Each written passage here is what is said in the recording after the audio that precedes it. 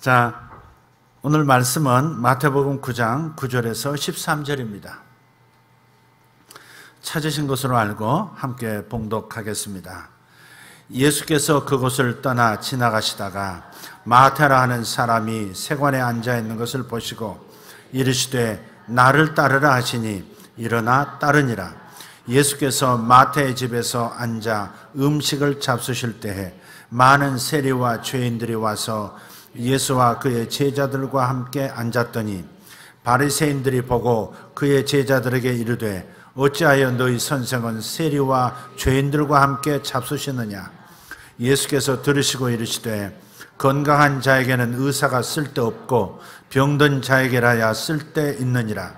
너희는 가서 내가 긍휼을 원하고 제사를 원하지 아니하노라 하신 뜻이 무엇인지 배우라. 나는 의인을 부르러 온 것이 아니요 죄인을 부르러 왔노라 하시니라. 아멘. 그 전에 한번 들었던 이야기인데요, 이런 글이 있습니다. 읽어드리죠.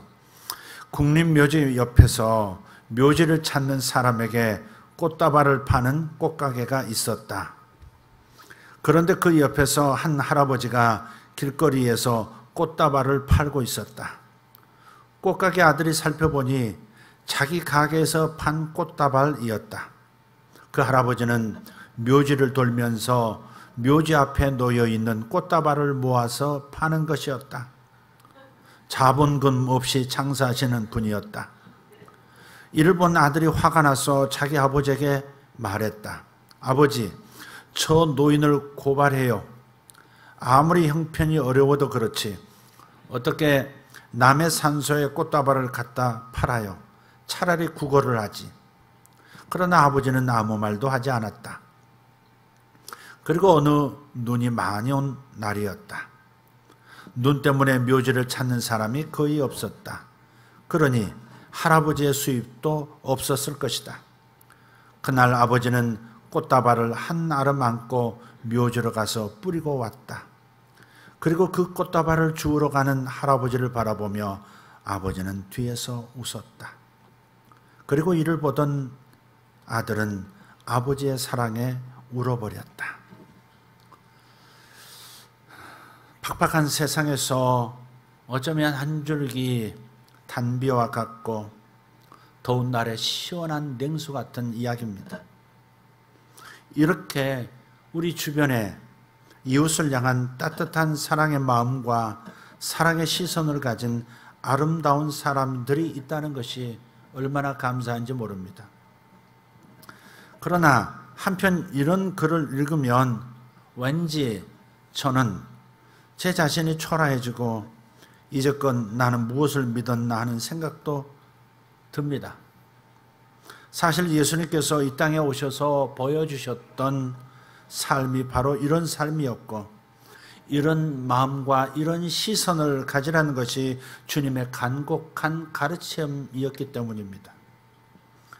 세상살이 힘들다고, 사랑이 메말라 어둡고 살벌하다고, 사람들이 하나같이 악이 같다고 탄식은 하면서도 이런 세상을 밝혀주고 변화시키는 주님의 삶, 주님의 마음, 주님의 시선과는 거리를 두고 살고 있는 나 자신을 발견하기 때문에 그렇습니다. 거의 주님을 생각하지 않은 채 살 때도 있습니다. 목사임에도 불구하고 주님의 마음과 주님의 시선과 주님의 삶과는 상당히 멀리 떨어진 그런 모습으로 내 자신이 서 있는 것을 보면서 소스라쳐 놀라는 겁니다. 그래서 이 시간에는 주님의 삶을 압축적으로 그리고 가장 잘 보여주는 긍휼에 대해서 은혜를 나누고자 합니다. 긍휼에 대한 멋진 정의가 있습니다. 간단한 영어로 표현을 하고 있는데요. 첫째, 긍휼이란 뭐냐? Not if. Not if. 긍휼은 만약 뭐뭐 하면 나도 뭐뭐 하겠다라는 무언가 조건을 제시하는 그런 조건적 사랑이 아니라는 겁니다. 조건이 없는 무조건적인 사랑이 긍휼이라고 말하는 거예요. 둘째로 긍휼은 not because, 뭐뭐이기 때문에 뭐뭐 한다. 자녀이니까, 부모이니까, 형제이니까, 피가 섞였으니까, 또 같은 동문이니까, 또 그가 혹은 그녀가 무언가를 나에게 해주어서 무언가 이유가 있어서 사랑하는 것이 아니라는 겁니다. 아무런 이유도 없는데 그냥 사랑하는 것, 그게 긍휼이라는 겁니다. 이와 같이 어떠한 것도 이유가 될 수 없는, 이유가 되지 않는 사랑이 바로 긍휼입니다. 마지막 셋째로, 긍휼은 not give and take. 뭐뭐 하면 뭐뭐 해주겠지. 내가 이렇게 하면 그도 이렇게 해주겠지. 이런 보상을 바라고 하는 사랑, 그것은 긍휼이 아니라는 겁니다. 보상을 바라지 않는 일방적인 사랑만이 성경이 말하는 긍휼이라는 겁니다. 이처럼 무조건적인 사랑, 이유 없는 사랑, 그리고 보상 없는 사랑, 그것이 긍휼입니다. 이런 이유로 앞에서 긍휼을 주님의 삶을 가장 압축적으로 잘 보여준다고 한 것입니다. 우리 사랑하는 주님이야말로 무조건적이고 이유가 없고 보상을 바라지 않고 사랑하셨기 때문입니다. 그런데 복음서를 읽어보면 이 긍휼과 관련된 매우 흥미로운 사실 하나, 가슴 뛰는 사실 하나를 발견합니다. 그것은 우리 주님의 마음에 긍휼이 있을 때 그 주변에는 항상 기적이 일어났다는 겁니다. 특히 마가복음에서 이 점이 자주 언급됩니다. 그래서 주님 앞에 나오는 사람마다 이렇게 부르짖습니다. 헬라어인데요, 엘레손 메라는 겁니다. 엘레손 메, 나를 불쌍히 여겨주십시오. 나를 긍휼히 여겨주십시오. 그런 뜻이에요. 주님께서 나를 긍휼히 여겨주시면, 주님께서 나를 불쌍히 봐주시면 나의 문제가 해결되기 때문에 그렇습니다. 불쌍히 여기시면 장님이 눈을 떴고요, 주님이 불쌍히 여기시면 문둥병도 낫습니다. 심지어는 주님이 불쌍히 여기시면 무덤으로 내려가는 청년도 일어났고요, 가난한 어부가 만선하는 축복도, 기적도 일어났습니다. 주님께서 불쌍히 여기시면, 주님께서 긍휼히 여기시면 그야말로 음식이 기적처럼 증가하여 많은 사람이 먹고 남는 역사도 일어났습니다. 그런데 이와 같은 주님의 긍휼은 질병에 시달리는 사람이나 헐벗고 굶주린 가난한 사람, 사회적, 종교적으로 소외된 세리나 창기 같은 죄인뿐만이 아닙니다. 주님을 십자가에 돌아가시게 한 사람들, 십자가 아래서 주님을 향하여 조롱하고 비웃었던 사람들까지도 주님은 불쌍히 여기셨다. 이게 성경에서 우리에게 보여주시는, 우리가 경험한 주님의 긍휼, 주님의 불쌍히 여기심입니다. 십자가에서 외치셨죠. 그 고통 속에서, 가물가물한 의식 속에서도 아버지여, 저들이 무엇을 하는지 모르고 저렇게 하는 겁니다. 그러니 저희를 사하여 주옵소서. 저 사람들의 죄를 용서해 달라고 십자가에서 외치셨습니다.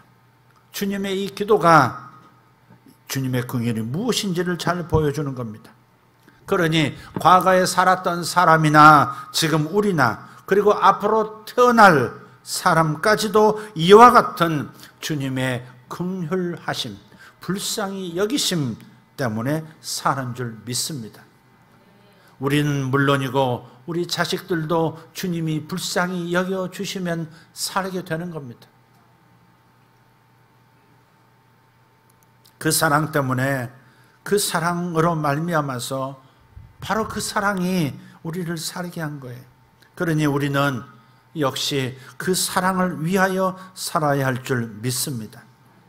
오늘 마태복음 본문 역시 주님의 긍휼을 유감없이 보여주는 말씀이에요. 12 제자 중에 한 사람이었던 마태를 부르시는 내용인데요. 그러니까 마태의 출정식이라고 할까요? 제자로 부름받은 마태가 주님을 따르기로 결심하고 자기 집에서 친구들과 함께 주님을 위해서 큰 잔치를 베풀었습니다. 이 사람 직업이 세리니까 거기 모인 사람들, 친구들도 대부분이 세리였던 것이죠. 국세청 직원. 그렇게 생각하시면 되겠어요. 근데 이것은 당시 유대인들에게 혐오의 대상이었던 세리 생활을 청산하고 이제 주님의 제자가 되었음을 공개적으로 선포하는 자리였습니다. 소위 주님의 제자로서의 출정식과 같은 의미를 지닌 행사였는데 이것을 본문은 담담하게 취급하고 있지만 사실 마태로서는 더없이 감격스러운 자리가 아닐 수가 없는 거예요. 자기 같은 세리가 어찌 주님의 제자가 되겠는가? 말 그대로 언감생심, 있을 수 없는 일이 벌어졌다고 생각하는 당사자가 바로 마태였습니다. 그저 무조건적인 사랑, 이유 없는 사랑, 보상을 바라지 않는 주님의 사랑 때문에 자신이 구원받았고 자신이 주님의 제자가 됐다는 이 감격스러운 상황이 너무나 감사한 거예요. 본문에서 주님께서 마태를 부르신 장면이 아주 인상적입니다. 물론 이것은 주님께서 베드로나 안드레 그리고 요한과 야고보를 부르실 때도 그랬습니다. 할 일이 없이 빈둥대고 있을 때 부르신 것이 아니에요. 비록 내세울 것은 없지만 주어진 자신의 일에 열중하고 있는 현장에서 하나님의 사람들은 제자로서 주의 일꾼으로서 부름을 받았습니다. 구약시대도 마찬가지. 기드온은 포도주 틀에서, 포도 담는 틀에서 밀타작을 하다가 사사로 부름을 받았습니다. 드보라 사사도 마찬가지. 나무 아래서 재판하다가 부름을 받았습니다. 사울은 자기 아버지의 잃어버린 나귀를 찾아 열심히 이곳저곳을 다니다가 왕으로 부름을 받았고 다윗은 들에서 양을 치다가 부름을 받았습니다. 엘리야의 제자 엘리사, 그는 소 5결이, 그러니까 10마리를 가지고 넓은 밭을 갈다가 선지자로 부름을 받았습니다. 아모스 선지자는 뽕나무를 재배하다가 부름을 받았고 베드로, 요한, 야고보는 고기를 잡다가 부름을 받았습니다. 모두가 한결같이 삶의 현장에서 하나님의 일꾼으로 부름받았습니다. 일하다가 부름받았어요. 뭔가 행동하다 부름받은 거예요. 그런데 이 마태는 조금 달라요. 물론 그에게는 세관에 앉아서 세금을 받는 것이 그의 삶이고 삶의 현장이기는 했지만 다른 사람이 보기에는 그것은 삶의 현장이 아니라 범죄의 현장이었습니다. 그러니 마태는 범죄의 현장에서 주님의 제자로 부름을 받은 겁니다. 이 점이 다른 모든 사람들과 다른 점이에요. 이 부분을 잘 이해하기 위해서는 2000년 전 당시 사회적 상황을 이해해야 합니다. 찌찜레벤이라는 독일 말이 있습니다. 찌찜레벤. 찌은 시시란 말입니다. 레벤은 삶이란 말이에요. 찌임레벤. 그러니까 삶의 정황, 삶의 상황, 그 당시의 스토리, 상황들을 이해해야 기록된 본문을 이해할 수 있다는 겁니다. 우리는 자주 건너뛰죠. 우리식으로, 우리 문화로, 우리 사고체계로, 우리 철학으로, 우리 세계관으로 2000년 전 얘기를 너무 쉽게, 너무 신령스럽게 해석을 해버리는 경우가 너무 많아요. 그래서 요한계시록 읽다가 이단들이 많이 나오는 겁니다. 자, 그래서 그때 당시의 정황, 찌찜레벤을 이해해야 되겠는데 2000년 전 당시에는 이런 말이 있었습니다. 세금이라고 하는 것, 세금은 넓게 그리고 얇게 거두는 것이 좋다.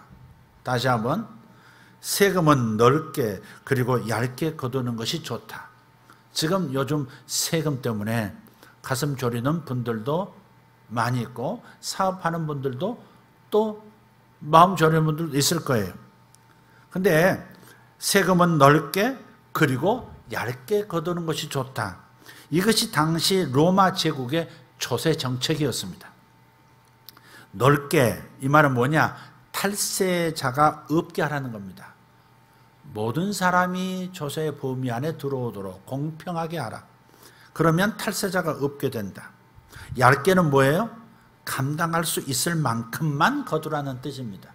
그래서 세금은 넓게 그리고 얇게 거두는 것이 좋다. 이게 로마 정책이었어요. 로마 제국이 오랫동안 평화롭게 유지될 수 있었던 비결 중 하나가 이와 같은 합리적인 조세 정책 때문입니다. 로마가 500년 이어졌거든요. 이시 조선도 500년인데요. 로마가 이런 역사가 없습니다. 이시 조선이 500년 갔다. 이건 기적입니다. 이거 세계사에 없는 일이에요. 로마도 마찬가지. 로마는 500년 동안 로마 제국을 유지했어요. 도중에 갈라지는 일은 있었습니다만은 그것이 이렇게 안정적으로 수백 년을 가도록, 제국이 수백 년 가도록 했다는 것은 본국은 물론이고 식민지들에게 조세 정책이 합당했기 때문에 가능했다 하는 것이죠. 로마는 이런 방식으로 세금을 거뒀습니다. 일정 지역에서 세금 징수권을 공개 입찰을 통해서 최고 입찰자에게 팔았어요. 그러니까 로마 사람들이 직접 세금을 거두지 않습니다. 아시아면 터키면 터키, 또 북아프리카면 북아프리카, 이스라엘은 이스라엘, 시리아면 시리아, 각각 자신들이 지배하고 있는 그 식민 국가의 국민들이 세금을 직접 걷도록 했어요. 그리고 자신들은 뒤에서 정한 세금만 가져갔어요. 다시 설명하면 이런 거예요. 세리는 입찰을 통해서 징수권을 산 사람인데 세금을 징수해서 할당된 금액만 로마 정부에 넘겨주고 나머지는 자신이 챙기는 겁니다. 이때 그가 챙길 수 있는 금액은 징수액의 10%를 넘어서는 안 되게 돼 있었어요. 하지만 예나 지금이나 이것이 잘 지켜지지 않는 겁니다. 그래서 여기에서 부정이 발생했고, 그러니까 10%만 이문을 남겨야 되는데, 예를 들어서 100데나리온을 거둬라 그랬으면 10데나리온을 보태서 110데나리온을 세금을 매겨서 가져오라는 겁니다. 그리고 그 중에서 10은 자신이 먹고 100은 로마 정부에 바쳐라. 절대 10%를 넘어서는 안 된다. 그렇게 정했는데도 이것을 넘는 거예요. 심지어는 거의 반을 100데나리온이면 150데나리온을 걷어가는 사람도 있었단 말이에요. 이것 때문에 세리들이 미움을 받은 거예요. 자기 조국, 어쩔 수 없이 로마가 시켜서 하는 것 같지만 사실은 동족을 팔아서 자기 배를 불리는 나쁜 인간들이 세리였던 거예요. 게다가 갑자기 형편이 악화돼서 뭐 기근이 온다든지 그럴 때가 있잖아요. 장사가 안 된다든지. 그런데 그 세금을 내지 못하게 될 경우도 있지 않습니까? 그럴 때 그 사람의 세금을 이 세리가 자기 은행 잔고를 열어서 대신 내주고, 그리고 그 사람에게 최고 30% 이상의 이자를 받은 거예요. 결국 고리대업자가 된 겁니다. 대부분 세리들이 그렇게 살았어요. 고리대금업자였단 말이에요. 이러다 보니까 세리에 대한 시선이 좋을 수가 없고, 특히 심했던 것이 다른 나라보다는 유대가 심했다, 이스라엘이 심했다고 역사가들은 기록을 해요. 그 때문에 보통 유대인들이 이렇게 생각합니다. 세리가 회개하는 것은 불가능하다. 그리고 그들이 용서받는 것은 절대로 일어날 수가 없다. 그런 악독한 죄인으로 여긴 것. 하나님도 저들은 버렸다. 저들은 선을 넘고야 말았다. 그렇게 생각한 대상이 세리였습니다. 세리를 구원의 길이 완전히 막힌 절망적인 죄인으로 본 겁니다. 그래서 다시 한번 여러분의 구체적으로 정리해서 말씀을 드리면, 첫째로 민족을 배신하고 로마의 앞잡이 노릇을 한다는 점, 이게 첫 번째. 두 번째는 자신의 이익을 위해서 과도하게 세금을 징수한다는 점. 세 번째, 율법이 금하고 있는 동족에게 고리대업을 한다는 점 때문입니다. 절대 레위기를 보면, 또 다른 구약의 여러 군데를 보면 같은 하나님의 백성끼리는 이자를 받고 빌려주는 법 없다. 특히 고리대금은 있을 수 없다. 이것이 하나님의 법이었어요. 그러니 유대인의 눈에는 세리는 범죄자고 세리가 하는 일은 범죄 행위고 세리가 일하는 곳은 범죄의 현장으로 볼 수밖에 없는 겁니다. 그런데 주님께서 범죄자가 범죄 행위를 저지르고 있는 그 현장까지 찾아가셔서 그를 공개적으로 제자로 부르신 거예요. 이 나쁜 도둑놈, 악인 중에 악인, 하나님도 받지 않은 이 죄인 중에 죄인을 나를 따르라, 내 제자가 되라, 그렇게 부르신 거예요. 게다가 그가 마련한 잔치에 참석해서 그 혐오스러운 범죄자들과 함께 식사를 하신 거예요. 유대인으로서는 절대 해서는 안 되는 일, 점잖은 지도자로서는 특히 해서는 안 될 일을 주님은 하신 거예요. 이것 때문에 예수님께서 죄인의 친구라는 주홍글씨가 깊이 새겨진 겁니다. 그렇지만 주님은 경직된 종교적 신념, 편협한 문자주의적인 교리에 사로잡힌 편향된 시각으로 사람을 바라보시지 않습니다. 모두가 하나님의 자녀로서 존중받아야 할 소중한 생명이야. 오히려 하나님의 사랑이 더욱 필요한 존재가 이들 아니야? 이렇게 보셨다는 것이죠. 12절과 13절이 이것을 잘 보여줍니다. 건강한 자에게는 의사가 쓸데없고 병든 자에게라야 쓸데있느니라. 나는 의인을 부르러 온 것이 아니요 죄인을 부르러 왔노라. 그러니까 보통은 내가 병들었다고 심각하다고 생각해야 의사를 찾죠. 마찬가지로 내가 하나님 앞에서 깊은 죄인이라는 사실을 인정하는 사람에게야 주님이 필요하죠. 구세주는 바로 이것을 인정하는 사람에게 구세주가 되는 겁니다. 주님은 만인의 구세주이시지만 모두를 구원하시기를 원하시지만 그러나 내가 병든 자입니다. 내가 죄인 중에 괴수입니다. 이런 사람들에게만 의사 노릇 할 수 있고 구세주 노릇을 할 수가 있는 거예요. 주님은 정죄보다는 사랑을 선택하셨죠. 심판보다는 용서를 선택하신 분이에요. 가늠하다가 현장에서 잡혀서 동네 사람들에게 잡혀와서 공개적으로 돌에 맞아 죽을 운명에 처한 여인이 예수님 앞에 있었습니다. 이 여인을 돌로 칠까요? 아니면 살려줄까요? 당신 사랑 그러는데 이 사람을 살려줄까요? 아니면 모세의 율법을 지켜서 죽일까요? 이렇게 묻잖아요. 빼도 박도 못하게 만들려는 거죠. 살려주라 하면 모세의 율법을 어기는 것이고 모세의 율법대로 돌로 쳐 죽이라 그러면 사랑이 없는 자가 되고 아주 난처한 지경으로 예수님을 몰아넣습니다. 그런데 예수님께서는 땅바닥에 손가락으로 글을 쓰세요. 뭘 쓰셨는지는 몰라요. 어쩌면 돌을 들고 혈기 등등한 이 사람들의 개인의 은밀한 죄를 적으셨는지도 몰라요. 드러내지 않고 H호텔 203호 10월 3일 이렇게 적으셨을 수 있어요. 그런데 이상하게 하나씩 돌을 놓고 딱 가는 겁니다. 그리고 너를 정죄하는 자가 있느냐, 돌로 치려하는 자가 있느냐 이렇게 묻습니다. 없나이다. 나도 너를 정죄하지 아니하노니 가서 다시는 죄를 짓지 말아라. 여러분, 다시 죄를 짓지 않게 하는 방법은 무섭고 두렵게 하는 게 아니에요. 하나님이 심판을 선포해서 되는 게 아니에요. 무조건적인 이유 없는 보상을 바라지 않는 이 긍휼, 이 사랑 때문에 사람은 변하는 거예요. 우리 지도자들이 자꾸 곁길로 빠질 때가 있어요.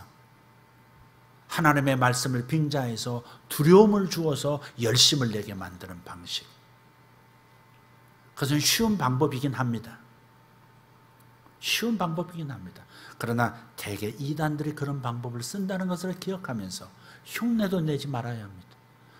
오직 주의 사랑으로, 조건 없는 사랑으로, 이유 없는 사랑으로, 보상을, 대가를 바라지 않는 그 무조건적인 그 사랑으로 사람을 대할 때 진짜 변화가 일어난다는 사실.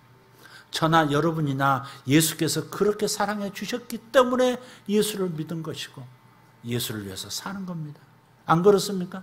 그런데 왜 우리는 율법 아래에 있는 사람들의 방식을 끌어다가 돌을 손에 가득 쥔 채 그렇게 가르치고 설교하는 것입니까? 저는 이것이 매우 안타까워요. 이거 매우 안타까워요. 효과가 없다 하더라도 끝까지 사랑을 보여주는 것, 무조건적인 사랑의 그 은혜를 나타내는 것, 주님이 이런 분이라고 소개하는 것, 그것만이 진정으로 사람을 근본적으로 변화시킬 수 있다는 사실을 우리는 경험했으면서도 타인에 대해서 그렇게 하지 않고 있는 자신을 발견해요. 제가 그래요. 너무 쉬운 방법을 쓰려고 할 때가 있단 말이에요. 규칙을 얘기하고 하나님의 불편함을 얘기하고 간접적으로 하나님께서 너에 대해서 실망하셨을 수도 있다라고 하는 그런 내색을 보임으로써 성도들에게 회개를 촉발하고 열심을 이끌어내는 방식을 취하려고 할 때가 있단 말이에요. 쉬운 방법이니까. 주님께서 그 여인이 왔을 때 심판 대신 용서를 선택했고 정죄 대신 사랑을 선택했다고 말씀드렸잖아요. 그 여인에게 아무것도 묻지 않습니다. 그 남자가 어떤 남자였냐? 몇 번 만났냐? 어디서 만났냐? 얼굴에 점이 있냐 없냐? 얼마나 매력적이더냐? 이러면서 공박하지 않습니다. 그냥 용서하시는 겁니다. 그냥 살려주시는 겁니다. 우리가 그렇게 해서 산 겁니다. 할렐루야. 네. 그래서 죄인의 친구라는 낙인을 감수하면서 세리들과 어울리신 것이고 모두가 혐오하는 죄인 세리 마태가 주님의 제자가 될 수 있었습니다. 예수님을 믿는 내가 돌이켜 생각해 보면 놀랍고 감사한 것이 있어요. 나와 같이 못나고 나와 같이 못된 인간이 구원을 받았고 주님의 일꾼이 되었다는 점입니다. 우리는 자꾸 이 점을 잊어버려요. 우리 현대인들, 21세기를 사는 현대인들은 시간에 대해서 항상 과거 시제, 현재 시제, 미래 시제가 있다면 미래 시제로 항상 시선이 돌아가는 습관이 있어요. 기본적으로 굶지 않고 먹고 사는 것이 해결된 이 현대 사회 속에서 이제 관심은 미래에 있는 겁니다. 얼마나 더 잘 먹을 수 있겠느냐, 얼마나 더 잘 살 수 있겠냐, 얼마나 축적할 수 있겠냐, 내 미래가 얼마나 보장되겠냐, 항상 미래로 가 있습니다. 현재에 대한 감사도 과거에 대한 그 감사도 그거 다 잊어버리고 그저 미래가 지금보다 나을 것이냐 낫지 못할 것이냐 여기에 마음이 가 있는 거예요. 주님께서는 일찍이 그래서 꿰뚫어 보시고 말씀하셨죠. 내일 일에 집중하지 말라고. 내일 일은 내일 자체가 걱정하도록 놔두고 너희는 오늘 일을 집중하라고. 그래서 유대인들, 그러니까 2000년 전 삶이라고 하는 것은 하루 벌어 하루 연명하는 수준의 삶을 대부분이 살고 있었거든요. 특정한 권세자, 부자 아닌 이상에는 그냥 하루 벌어서 하루 자식 먹이고 하루 굶주리지 않은 채 잠드는 그것이 최고였습니다. 오죽했으면 주님께서도 주기도문에서 기도하라고 하셨을 때 오늘 일용할 양식, 오늘 하루 먹을 양식을 주님께 구하라고 하셨겠습니까? 그때 당시의 상황이 그런 겁니다. 그러니 이런 삶의 생활의 문화도 그렇거니와 적어도 2000년 전 사람들의 시간 개념이라는 것은 미래가 그다지 그들에게 중요하지 않았어요. 오늘이 중요했다고요. 오늘. 현재가 중요했다고요. 그리고 두 번째 중요한 시제가 과거예요. 성경을 보세요. 오늘에 집중하라고 말씀하시고 그리고 과거에 집중하라고 말씀하세요. 그래서 remember라는 단어가 반복해서 나와요. 기억하라, 기억하라, 기억하라. 주로 무엇을 기억하는 겁니까? 출애굽을 기억하라는 거예요. 너희들이 노예였을 때, 조상 때부터 노예로 살아온 비천한 너희들을 구속하고 있는 애굽을 박살내시면서 어떻게 자유민이 되게 하셨는가? 어떻게 너희들에게 새 땅을 주고 자유민으로서 살 수 있는 노예가 자유민이 되게 하셨는가? 그것을 기억하라. 출애굽을 기억하라. 애굽의 재앙이 10가지, 11가지 내릴 때에도 너희들은 털끝 하나 다치지 않았고 너희들의 소유, 가축 또 하나도 상한 것이 없다. 애굽의 장남이 다 죽었고 가축의 첫 것들이 다 죽어 넘어졌을 때도 너희들은 철저하게 보호받았다. 이것을 기억하라. 이것을 기억하라. 유대인들은 현재가 중요했고 그리고 과거를 기억하는 것이 중요했던 거예요. 우리는 어쩌면 집단적으로 21세기를 사는 현대인들은 하나님께서 주목하라는 시제에 머물지 않고 자꾸 시선을 미래로 둠으로써 더 불행감을 가지고 사는지도 모르겠어요. 그래서 우리도 생각해야 돼요. 여러분이 감격스러운 마음으로 뜨거운 첫 신앙을, 첫사랑을 잃지 않고 살 수 있는 방법, 그것은 나와 같이 못된 인간, 남에게 절대 얘기하기 어려운 그런 죄들이 가득한 내가 주님께 영접받고 하나님의 자녀가 되었고 지옥 갈 팔자가 영원히 천국인이 되었다는 사실, 영원한 생명이 있어서 죽어도 다시 살아날 희망을 가지고 기쁘게 눈을 감을 수 있다는 이 놀라운 사실을, 주님께서, 당신께서 나를 불쌍히 여기셔서 주신 축복이라는 사실을, 이것을 기억해야 할 줄 믿습니다. 이것을 기억하지 못하니까 첫사랑을 잃어버리는 거예요. 주님을 그렇게 뜨겁게 사랑했고 예배하기를 즐거워하고 주님 앞에 눈물을 흘려 기도하기를, 그래서 행복했던 내가 온데간데 없는 그저 의식만 기독교인, 무늬만 그리스도인인 우리가 되어버린 까닭, 그것은 바로 첫사랑, 하나님이 나 같은 사람을 살려주신 십자가의 무조건적인 사랑을 자꾸 잊어버리기 때문에 그런 것이죠. 내가 어떤 사람이었는가, 나를 발견해야 합니다. 날마다 나의 주소를 발견해야 합니다.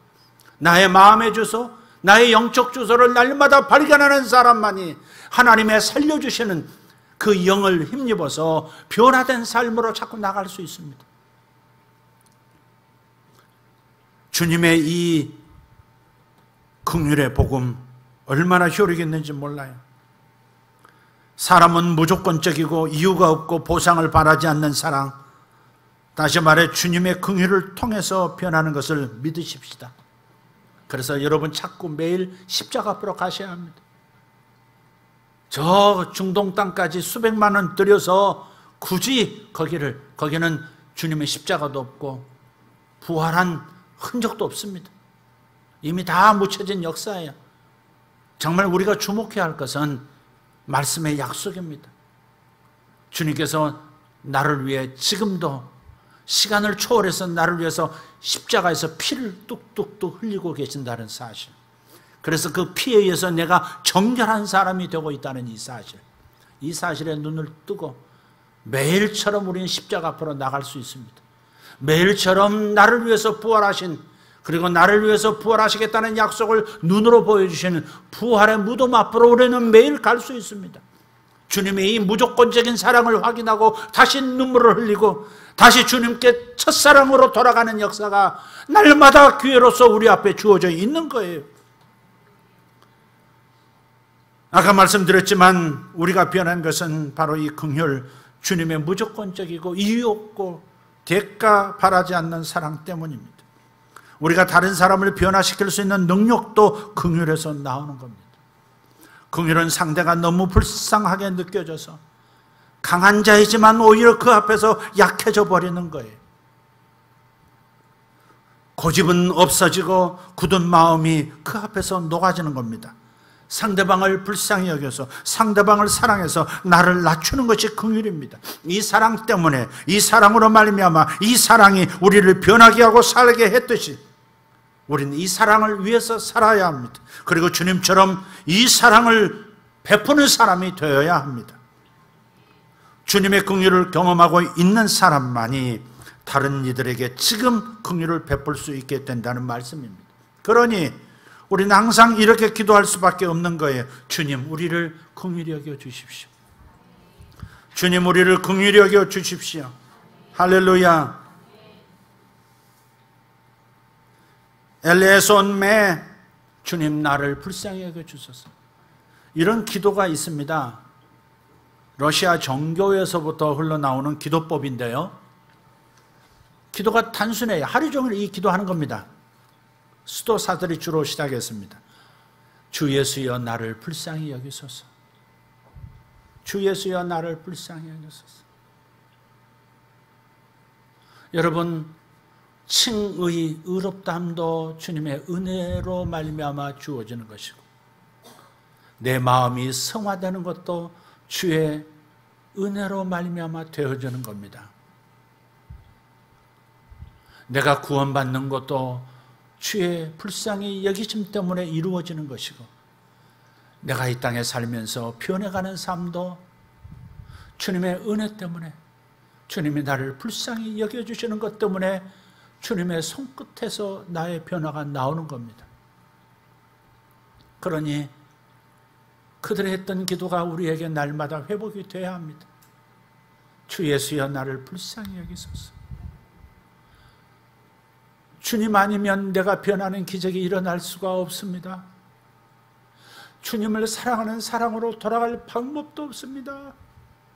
주 예수여 나를 불쌍히 여기소서. 사람은 산에 걸려 넘어지는 것이 아니죠. 자기 발밑 작은 돌뿌리에 넘어지는 것이 사람인데, 나의 작은 습관, 그것은 내가 어떤 처지에서 구원받은지를 잃어버린 채, 그래서 높아진 마음, 그것이 우리의 발밑 돌멩이입니다. 이것을 잊어버리면 우리의 마음은 한없이 높아지고 교만해져서 남들에 대해서 무례해지고 함부로 판단하는 말을 하고, 그 사람의 마음을 경청할 여지도 없고, 그 사람의 마음을 이해해주고 붙들어줄 그런 낮아진 마음도 없어지는 거예요. 그래서 우리가 기도를 회복해야 합니다. 주 예수여 나를 불쌍히 여기소서. 이것 없으면 우리는 희망이 없습니다. 목사도 희망이 없습니다. 그 누구도 희망이 없습니다. 주 예수여 나를 불쌍히 여기소서. 이것만이 우리에게 희망입니다. 사랑하는 우리 예수세교회 성도 여러분, 이 기도로 돌아갑시다. 주 예수여 나를 불쌍히 여겨 주십시오.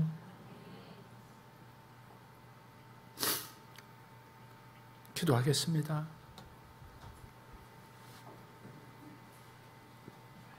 잠시 우리 목소리로 우리 기도했으면 좋겠습니다. 주님, 내가 어떤 처지에서 구원을 받은 사람입니까? 내가 구원받을 자격이 조금이나마 있었으며 지금도 주님의 사랑을 받을 구석이 어디 있습니까? 아무 힘도 없는 자신을 스스로 변화시킬 수 없는, 내가 너무 불쌍해서 주님이 도와주시니 내가 변해가는 겁니다. 그런데 그런데 나는 주님의 이 사랑을 잊어버리고 살고 다른 사람을 그렇게 긍휼로 대하지 못하는 겁니까? 왜 이렇게 따지기 좋아하는 겁니까? 왜 남의 탓을 하는 겁니까?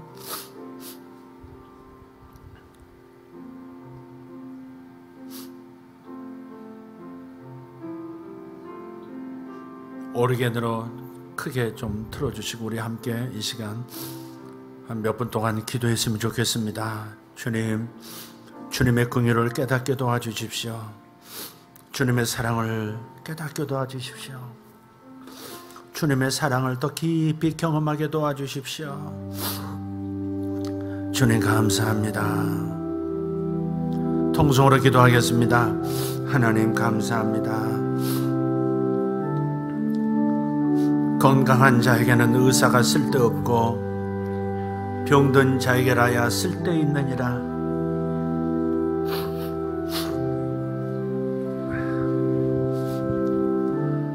너희는 가서 내가 긍휼을 원하고 제사를 원하지 아니하노라 하신 뜻이 무엇인지 배우라.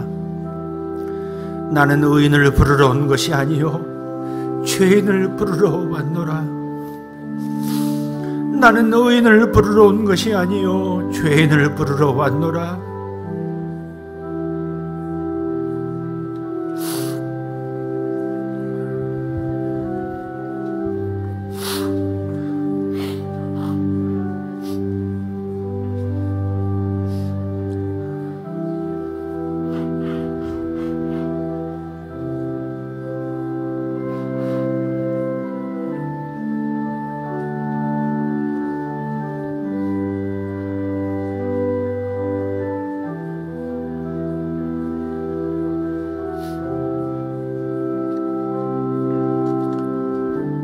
나는 공의를 원하고 제사를 원하지 아니하노라.